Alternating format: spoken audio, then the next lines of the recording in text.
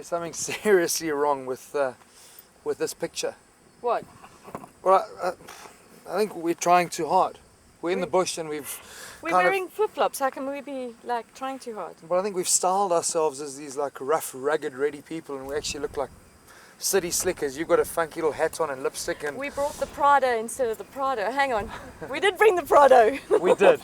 And this, at least we know this is where the Prado belongs. Yeah.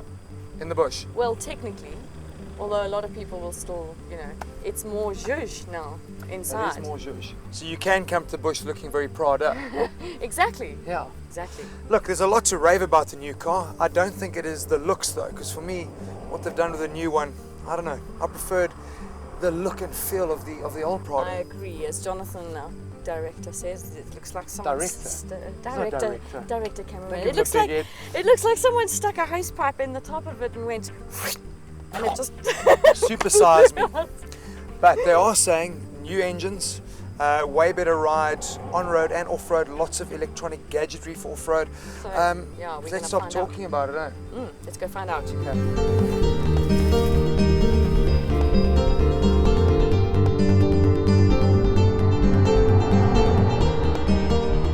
So we've done a little bit of on-road driving, which you got to do. What do you think? Yeah, I think I'm ready to embrace this type of lifestyle, because you can't get there in a city car, but this car is capable, nice driving position. You think? Yeah, and really good in the bush. I know you didn't like it. I didn't. I think it's very heavy.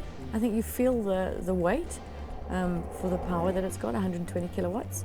But that's a big step up from what they had before. It is. So I think those... And there's plenty of torque. Yeah, those diesel lovers of Prados are going to be stoked, because, I mean, it's come up from, I think it was 90 before, to 120. Yeah. As I said, I've driven the 4-litre petrol in the old version, and that was great. But I think diesel is the sensible option. Look, all those electronics, I mean, as great as they were when you're going off-road now, for me they were slightly irritating, because you've literally got to go and put it into neutral, put it into crawl mode, whereas I think that a couple of its competitors, they do it a lot easier. Sure, it works well though. I mean, makes a noise, eh? It makes a hell of a noise, especially if you put it on the 1 kilometre crawl, and it's grating as it goes up, but it does the job. Well, I think it makes you realise just how much work goes into all of that. But it is Toyota, and Toyota's never got anything wrong in terms of their motors and their build quality. And I know I've been quite hard hitting on the car in terms of its looks. But the front end's kind of growing on me. It's just maybe the back end that I'm not so wild about. It's still got that Prado problem of a really big, heavy door. Now it's got a camera in the back, and it's got obviously that spare wheel. It's got cameras all over the place. I mean, you can literally check what's going at the front, at the rear, at the sides, everywhere you can check, which is quite handy off-road. Yeah, and it's good. I mean, all the competitors have that, so I think Prado would have been in trouble if they'd have built this and not gone that route. It is amazing to say it's a car that's been built from the ground up, yet it still looks so similar to the old one. It does, but not, because it's not as pretty. Speaking of styling, what did you think of the interior? How's that lovely wood? It's fantastic, isn't it? The leather was amazing, but I'm still trying to understand. Why ruin a perfectly good car with wood? You hate wood. Oh, I hate it. I don't mind wood in the right place, but I've never had wood. S-Class. Put it in an S-Class. Yeah, I've never had wood on a steering wheel before.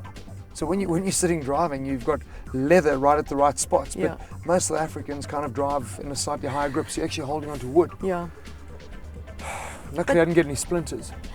I have to go get a little manicure.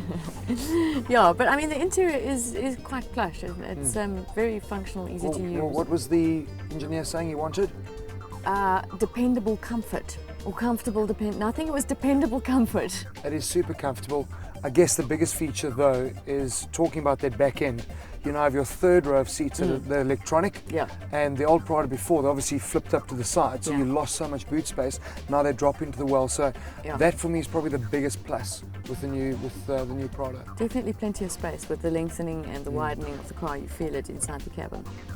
No, you didn't like the drive. Thought it was a bit wallowy. But I didn't like the on-road drive at all. But that's that dependable comfort they're trying to get to. People shouldn't be driving at 180 and these sort of things. They shouldn't be driving 180 in general. But I was driving at 120. You're sitting at 120, it's just very comfortable. No, it was comfortable at 60, 80, and 120 I felt it was too heavy for its power. Didn't you like a little flipped down. I thought I was going to put my glasses in that overhead, and it's actually a little It's mirror. cool. You can chat to your backseat passengers. Or you can check the kids are not misbehaving, because this really is what it is, family car.